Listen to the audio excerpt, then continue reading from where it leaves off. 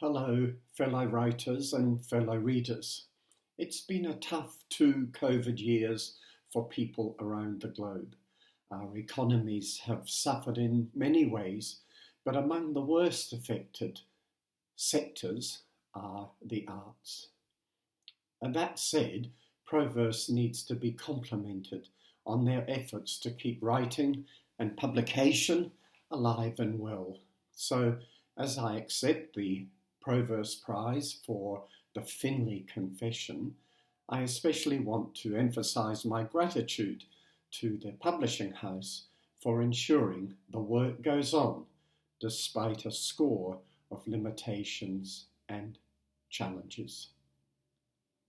Without giving too much away, I, like most writers of fiction, am intrigued by the complex interplay of location, time, and people. By way of an introduction to the Finley Confession, I'll expand a little on all three. First, the location. The novel is set in the stunningly beautiful snowy mountains, affectionately known as the Snows, or sometimes as the High Country. 6 hours drive inland from Sydney, they are part of the Great Dividing Range. Below the tree line, eucalypt and pine forests flourish. Above it, bold, dramatic granite tors and peaks redefine the intense blue of the Antipodean sky. For uncountable millennia, indigenous peoples arrived at the lower reaches of the mountains to feast on the annual arrival of an eclipse of bogong moths. In the 19th century, stockmen drove their herds up for summer grazing and helped to drive the First Nations people away. Then, time. The novel is set in the late 50s and early 60s, when the region was being transformed by the gargantuan engineering marvel, the Snowy Mountain Scheme.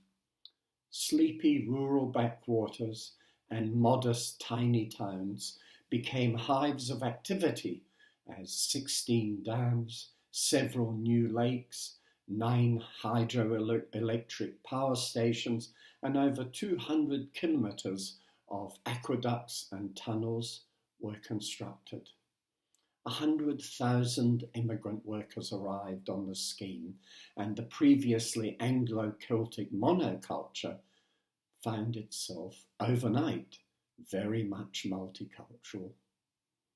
Central to the novel is the flooding of an old town by the scheme, the oncoming waters burying secrets on which the novel's plot relies. You couldn't wish for a more apt metaphor for the human subconscious. Buried secrets need and want to remain hidden, yet they insistently challenge themselves by what I call the universal Raskolnikovian thirst for confession. Third, the people. Being among the few teenagers in the town, 4 disparate young men find themselves thrown together, caught between the sleepy post-war community and the dramatic changes taking place.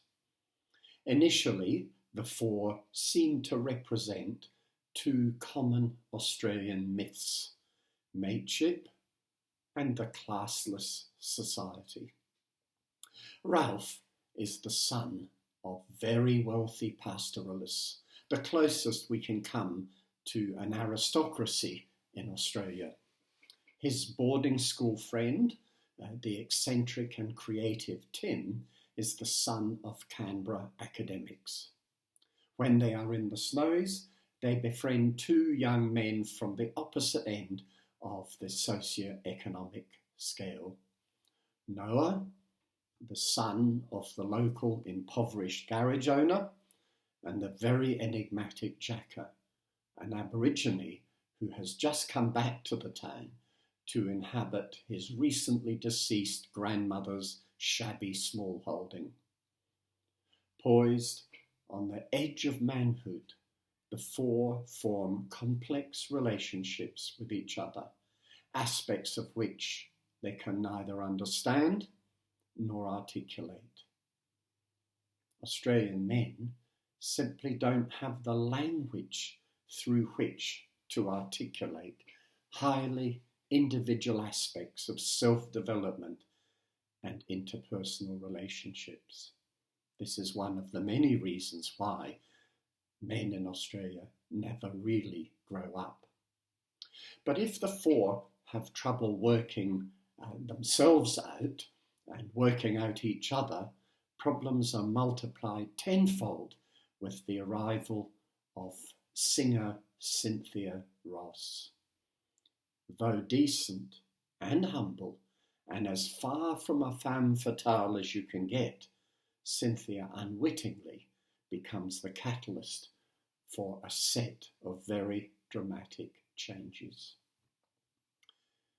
In producing this novel, which is my first, I have been fascinated by the way working in a narrative form differs from other kind of writing that I have done and published, such as working with a thesis or an essay or a poem. The end point of an essay has already been decided, and is something one meticulously and logically works towards. The end point of a poem is as much dictated by the form at hand as the subject matter. But working with narrative, I have discovered that character shapes action, which in turn gives the novel its momentum and shapes its various conclusions. More than any other writing form, characters seem to take on a life of their own, completely independent of the author's plans and forecasts and so-called intentions. Character seems to decide what happens next. Writerly intention is trumped by the nature of the characters and the situations in which they find themselves. A novel, then, seems to take on a direction and personality all of its own, and at times the writer feels beside the point. Finally, why do I think you would find the Finley Confession worth reading? Well, if you like a set of mysteries, for most people in the world an exotic location, unique characters, some romance, contemporary themes, some humour and some lyricism, all of which I think this novel contains, then it might well be for you. I would be delighted to hear frank responses from any reader, both positive and constructively critical. Both will be more than welcome. In closing, finally, I would like to give a special thanks to the judges and founders for this award and prize.